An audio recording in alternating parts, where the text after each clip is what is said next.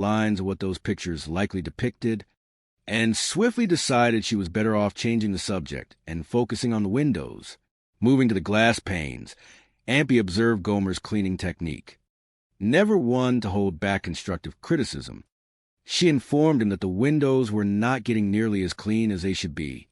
She inspected the standard issue blue liquid he was using and dismissed it entirely. What he truly needed, she declared with absolute domestic authority, was white vinegar mixed with a little warm water. It was the only foolproof way to achieve a streak-free shine. Gomer admitted they did not have any vinegar in the barracks, but he supposed he could jog over to the mess hall and ask the cooks for some. Ampie encouraged him to do just that, insisting that if a job was worth doing, it was worth doing correctly. Despite his lingering anxiety about leaving a civilian alone in the barracks, her maternal command won out, and he hurried off to fetch the vinegar. A few moments later, the heavy wooden doors of the barracks swung open. Sergeant Vince Carter stepped inside, enjoying the peace of a quiet Sunday afternoon. He strolled down the aisle, admiring the orderly rows of bunks, when he suddenly stopped dead in his tracks. There, in the middle of his pristine military sanctuary, was a civilian woman. She was wearing a military jacket, humming a cheerful tune, and vigorously mopping the floor. Sergeant Carter blinked, certain his eyes were deceiving him. Ampie looked up, noticed a man staring at her, and immediately scolded him for walking on her freshly mopped floor, warning him that he was tracking dirt everywhere. Carter, utterly flabbergasted, demanded to know who she was. Ampie politely introduced herself as Mrs. Taylor, then promptly asked who he was in return. Carter identified himself, his voice rising in pitch as he struggled to comprehend the situation. He asked her the only question that mattered to him. What in the world was she doing in his barracks? Aunt B, missing the sheer panic in his voice, calmly stated the obvious. She was mopping the floor. Carter stammered, clarifying that he wanted to know why a civilian was in a restricted military sleeping quarter. Aunt B smiled warmly, explaining that she was just visiting her very dear friend, Private First Class Gomer-Pyle, and giving him a little neighborly help with his chores. Carter's eyes narrowed at the mention of Pyle's name. It all made sense now. Only Pyle could manifest this kind of surreal chaos. Aunt B, still focused on her task, pointed to the floor and chided Carter again for leaving scuff marks on the wet linoleum, suggesting he should have wiped his boots before entering. The veins in Carter's neck began to throb. He struggled to maintain a shred of professional composure as he informed her, as politely as he could manage through gritted teeth, that she absolutely had to leave immediately. Aunt B was taken aback, protesting that she could not possibly leave Gomer with all this heavy housework unfinished. Carter, his patience evaporating by the second, insisted that military regulations strictly forbade her presence. Just then, Gomer bounded back into barracks, triumphantly holding a bottle of vinegar. He greeted the sergeant with a bright, sunny smile, completely oblivious to the impending storm. Carter turned his blazing glare onto his subordinate. Gomer, always eager to share good news, happily introduced Ampie to Sergeant Carter, noting that he had written volumes about his beloved sergeant in his letters back home to Mayberry. Ampie looked Carter up and down, politely noting that she had pictured him being a bit taller based on Gomer's descriptions. Gomer quickly defended his commanding officer, enthusiastically stating that while the sergeant might not be tall, he was as solid as a rock. Carter cut through the pleasantries with the sharpness of a razor. He firmly informed Aunt B that Private Pyle had severely neglected to explain the fundamental rules of the military base. Civilians were strictly prohibited from entering the barracks under any circumstances. Therefore, he had to order her to vacate the premises immediately. Aunt B.A.'s face fell.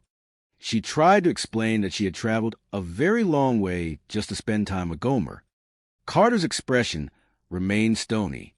He told her she was welcome to wait for him in the recreation room down the street, though he ominously added that it was going to be a very, very long wait.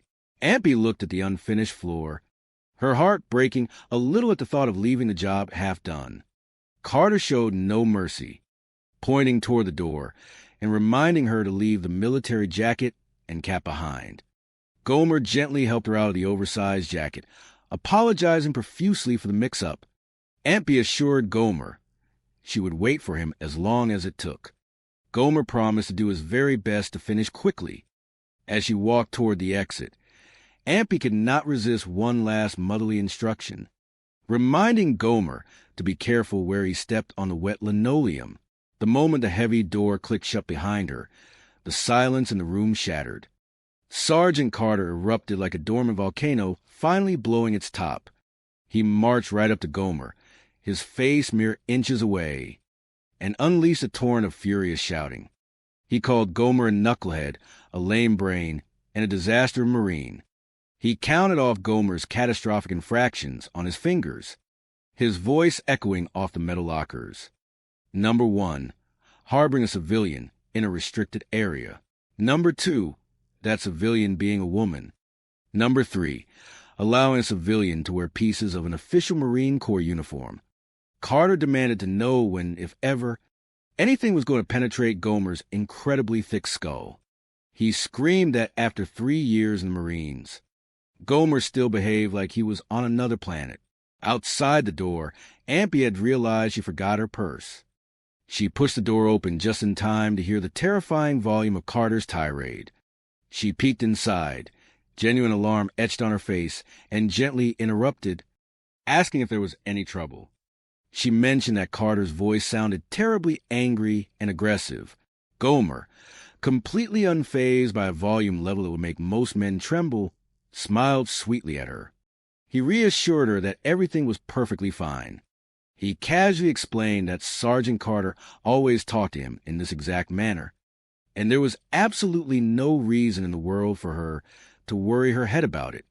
Ampy looked uncertain, glancing between the furious, red-faced sergeant and the beaming, calm private. Reluctantly, she accepted Gomer's reassurance, retrieved her belongings, and exited once more, promising to wait. Carter waited for the door to close, took a deep breath, and prepared to resume his yelling.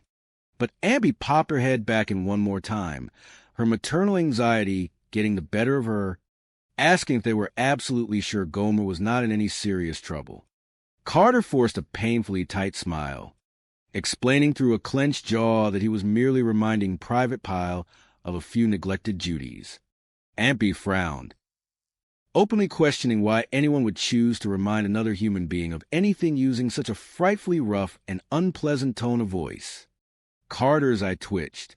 He practically begged her to please just go wait in the recreation room. Ampy finally yielded, leaving the two men alone. Once she was truly gone, Carter wasted no time. He promised Gomer that he was going to devise a punishment so memorable, so entirely grueling, that Gomer would never, ever forget the rules again. A short while later, under the blazing midday California sun, Gomer found himself engaged in a task of profound futility. Sergeant Carter had marched him out to a vacant lot on the edge of the base, handed him a heavy iron shovel, and pointed to a massive pile of coarse sand. Carter's orders were explicitly clear and utterly nonsensical. Gomer was to shovel the entire pile of sand to a spot 50 feet away. Gomer, singing a quiet, happy tune to himself, labored away in the heat, lifting shovel after shovel of the heavy, gritty sand. He did not mind the hard work. It was a beautiful day.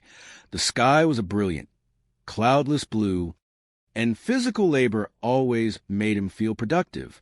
Just as he was finishing the task, a familiar voice called out to him.